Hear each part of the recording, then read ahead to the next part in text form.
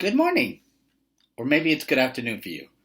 Okay, this is Wednesday's installation of Bud Not Buddy. We're getting close to the end. Um, they were kind of accepting Bud, do you remember? And they'd given him a recorder to start blowing scales. I guess to work up to a saxophone. Um, and it was just getting good. All right, I'm just going to jump right in.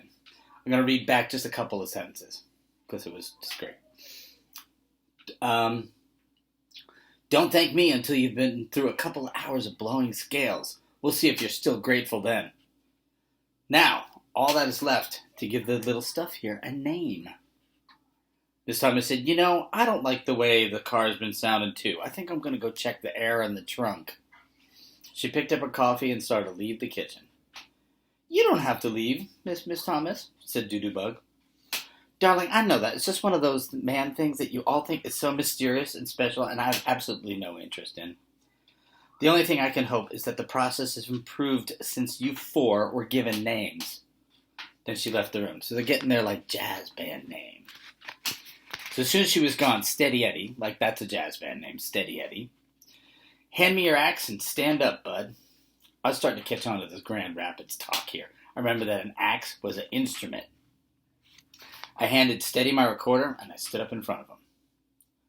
He said, she was right. This is mysterious and special. So that grin's gotta go, brother. I tried to tie down my smile. Steady said, Mr. Jimmy, you're the senior musician here. Would you proceed? Mr. Jimmy said, Gentlemen, the floor is open for names for the newest member of the band, Bud Not Buddy. They started acting like they were in school. The thug raised his hand, and Mr. Jimmy pointed at him. The thug said, Mr. Chairman, in the light of the boys' performance last night at the Sweet Pea restaurant, we nominate him Waterworks Willie. Shucks, I was hoping they'd forget about that. Mr. Jimmy said, You're out of order, Douglas. Steady raised his hand. Mr. Chairman, the boy's obviously going to be a musician. He slept until 12:30 today. So I propose we call him Sleepy. Mr. Jimmy said, The name Sleepy is before the board. Any comments?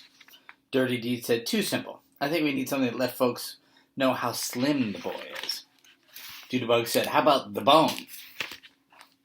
Steady said, Not enough class. He needs something that people right off know the boy's got class. Mr. Jimmy said, How do you say bone in French? French always makes things sound classier. The thug said, That's easy. Bone in French is la bone. Doodoo-Bug said, That's it.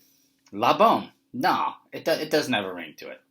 Steady Eddie said, I got it. We'll compromise. How about Sleepy La Bone? I couldn't tie down the smile anymore. That was the best name I'd heard in my entire life. Mr. Jimmy said, Let me try it out. Ladies and gentlemen, thank you very much for coming out this cold November night. This night will live in history. This night, for the first time on any stage anywhere, you have listened to the smooth saxophone musings of the prodigy of the reed, Mr. Sleepy La Bone. The whole crowd broke out clapping. The thug said, What can I say but bang? We nailed him. Doodoo-Bug said, That's definitely smooth. Steady said, My man. Mr. Jimmy said, Kneel down, young man. I got down on one knee. Mr. Jimmy tapped me on the head 3 times with my recorder and said, Arise, and welcome to the band, Sleepy La Bone. I got off my knee and I looked at my bandmates. Sleepy La Bone. Well, shucks. That was the kind of name that was enough to make you forget folks that ever called you Buddy or even Clarence. That was the kind of name that was enough to make you practice 4 hours every day, just so you could live up to it. I held them up so that it was floating on top of the water buckets.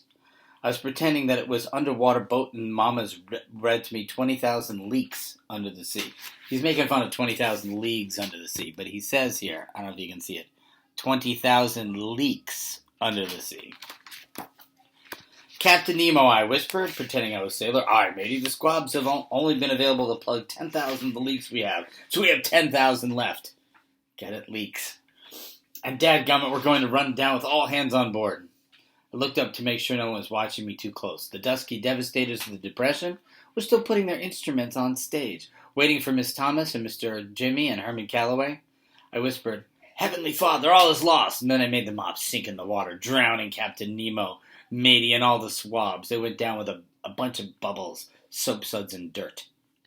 I know Herman Calloway was trying to work me like a dog, but he was doing a bad job at it.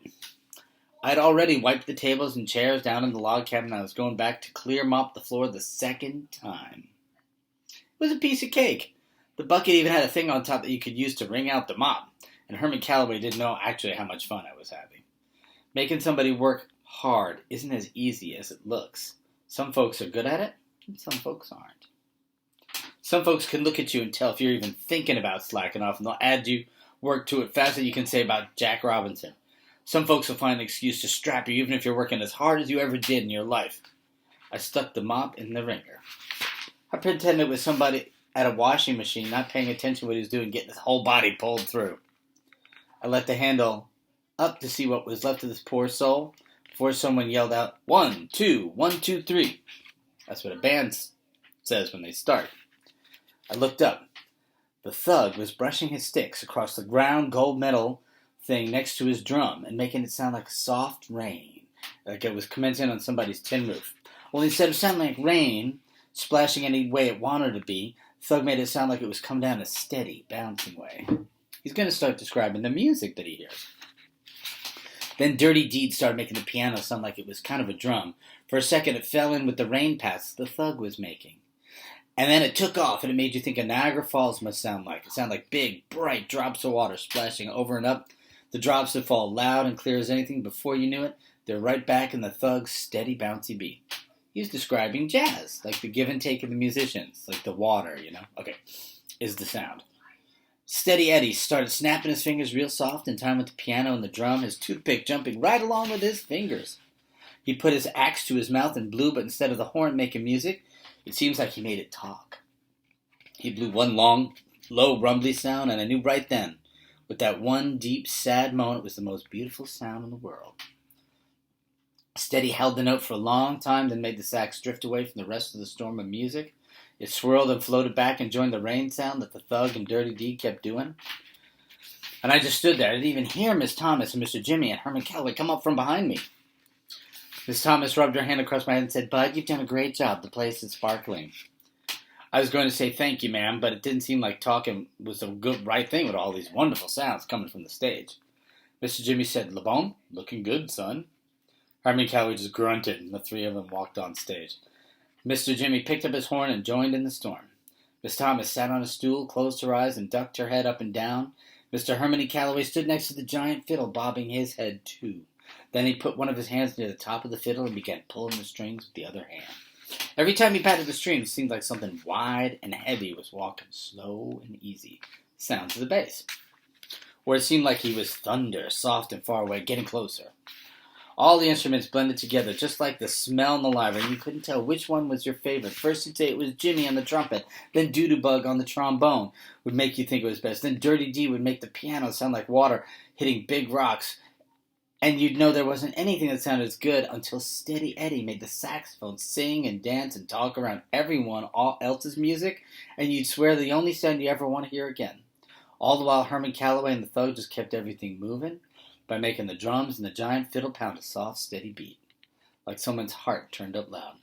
You'd have a real hard time figuring out which instrument was your favorite until Miss Thomas opened her mouth. While the rest of the band was being a storm, she was the sun busting through the thick gray clouds. With the first thing she sang, you had to wonder why this band was called Herman Calloway and the Dusky Devastators of the Depression, or the Nubian Knights. It should be called Miss Thomas and the Dusky Devastators of the Depression, and a mean old guy on the big fiddle. She was so good she didn't have to sing real words. Most just things like la-dee-da-dee-da-dee-da-dee-da, whoa-whoa-whoa-whoa, hee-a-wee-a-wee-a-wee-away. And then Steady Eddie would answer on the saxophone. And before you knew it, the two of them were having a regular conversation. What Miss Thomas was doing was jazz scat singing, like da-da-da-da-da-da-da. I mean, she's going up scales and arpeggios. She's playing her voice like it's an instrument. But sometimes they don't sing words, and then they bust into words, Every once in a while, Mr. Jimmy's trumpet would come in and put his 2 cents worth in, then it would try to fade away. All the other instruments took turns trying to interrupt the conversation, but in the end, it was Miss Thomas's voice and steady saxophone doing all the talking that you really wanted to listen to.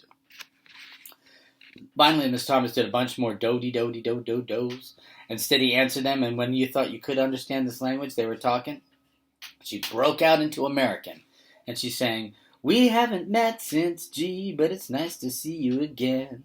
Nice to see you again." And the storm then was over. The last thing you could hear was the rain from the thug and the thunder from Herman getting farther away. Then it was dead quiet. I let the mop fall over, and I clapped as loud as I could. Wow!